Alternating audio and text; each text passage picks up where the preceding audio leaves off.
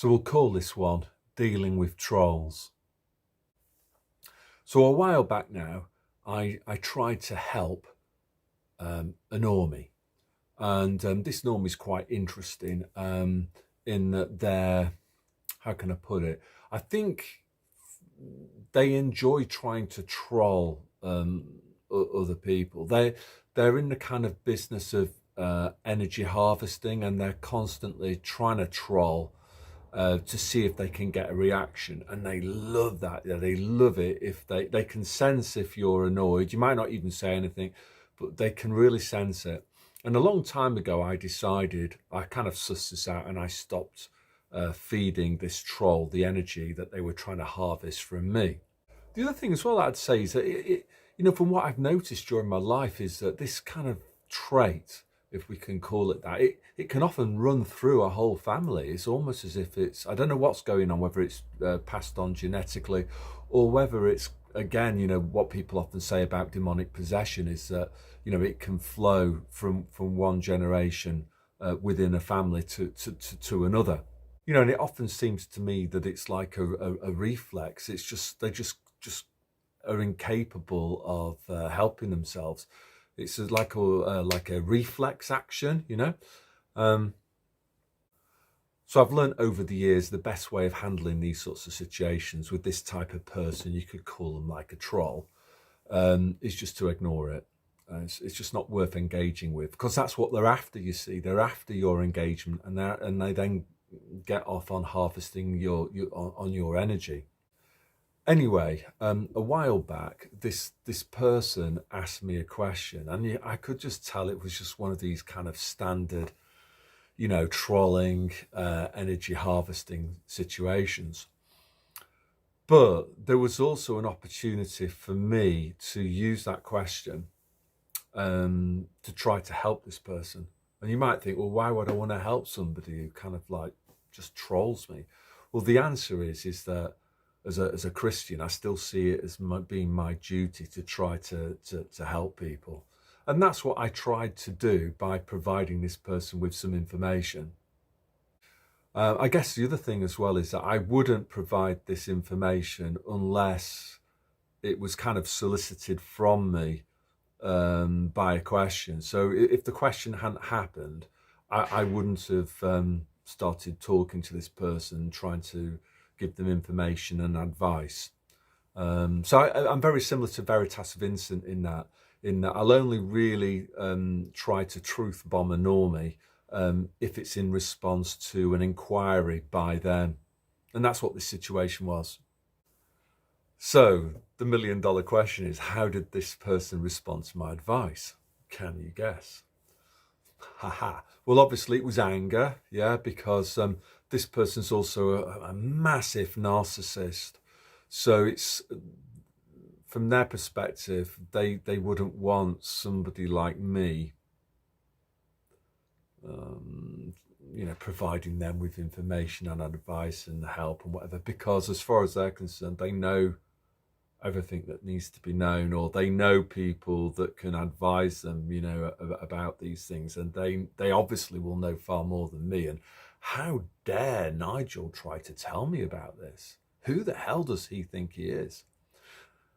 Now, I do have a little bit of sympathy with that, in that if I started the conversation, then yeah, fair enough, But if that's in response, if somebody's asking me kind of like a wind-up question, and to answer it, it involves me dropping a few truth bombs, well, then I'll do it, because I kind of feel right that it's all I'm doing is responding to them, and I'm just providing them with some information, drum roll, that's actually sincerely from the bottom of my heart trying to help them.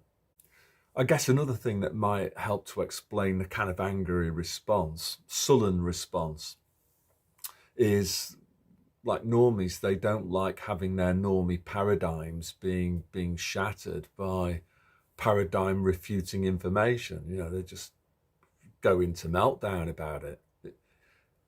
It's like that film, was it the one with Harrison Ford and the replicants, And then this is a question designed to provoke an emotional response. It's a bit like that. except that that wasn't my intention. My intention was honestly to try to provide them with information, because if I was in that situation myself, I would want to know the things that I know, because I know that it would absolutely, definitely help this person. So what conclusions can we draw from all of this? I think the first is that maybe many normies are not supposed to wake up.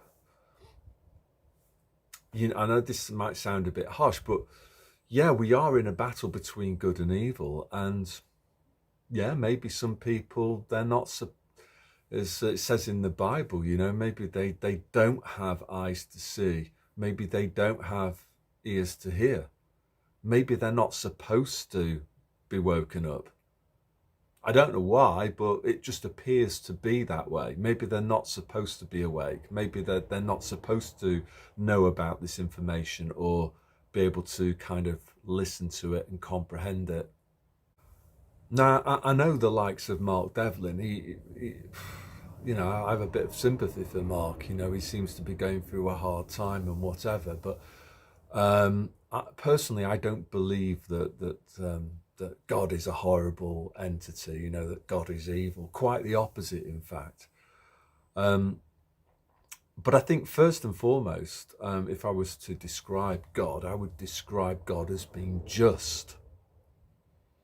Justice is very important to God. And secondly, he, that is God, created us with free will. So, maybe you've got a normie troll. They're not really living their lives right, and as a consequence of that, maybe God just allows them to go through various learning experiences, and some of those learning experiences might not be pleasant, but it's almost like God is like saying, just watch me now.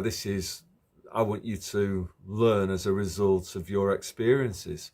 And it does seem to be that way with some people. They can only learn through going through things firsthand, through their own experiences. So another big question that I've been going through in my own mind is, are we supposed to interrupt this learning process? Maybe we're not supposed to interrupt it. So I'm reminded, in the Lord's Prayer, there's the line, thy will be done. The other thing to clarify too is that I really don't want horrible things to happen to this person. I really, really don't. And I guess that was my motivation for trying to provide them with information. But, on the other hand, I am conscious of this thing of maybe I'm not supposed to interrupt this kind of learning process that this person is about to embark on through experiences that are a direct consequence of their actions and thought processes. So should we try to wake up normies? I think, yeah, but only in response to their questions, only if they ask. And we certainly shouldn't get upset if we encounter an angry response. Maybe I suppose what we should do is just maybe not try to pass on information to that person again. Like Jesus kind of talks about this, about spreading the gospel. So he sort of talks about if you go into somebody's home to preach the gospel and they're not receptive, then what you're supposed to do is shake the sand off your sandals and not harbour any grudges or anything, but just try to speak to somebody else who might be ready to listen. They might be at that stage in their life where they are receptive.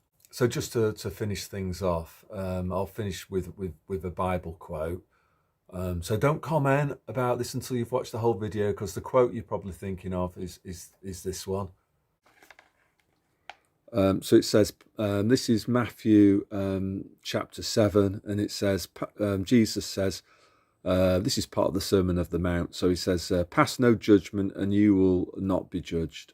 For as you judge others, so you will yourselves be judged. and whatever measures you deal out to others will be dealt back to you. So again, I think it's important to try to help people, even people who've like made your life like hard, really. Do you look at the speck of sawdust in your brother's eye with never a thought for the great plank in your own? I guess here is that we're all on a learning journey. We're all at different stages of that journey. Jesus continues, or how can you say to your brother, let me take the speck out of your eye, when all the time there is a plank in your own? You hypocrite, first take the plank out of your own eye, and then you'll see clearly to take the speck out of your brother's. And then it continues here into, what are we on now, verse 6, chapter 7, verse 6. Do not give dogs what is holy. Do not feed your pearls to pigs. They will only trample on them and turn and tear you to pieces.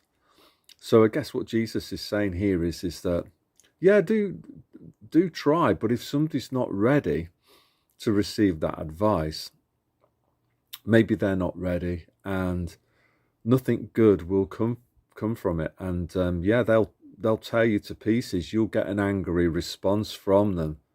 Maybe, you know, these people kind of have some sort of demonic possession of some sort inside them, and they need to deal with that first. They need to repent of their sins and become better people, and then they might have eyes to see and ears to hear. So yeah, try, but if they're refusing to listen, you know, don't keep on trying to communicate with them, basically, if they're not ready to listen. So that's all I want to say today. So God bless.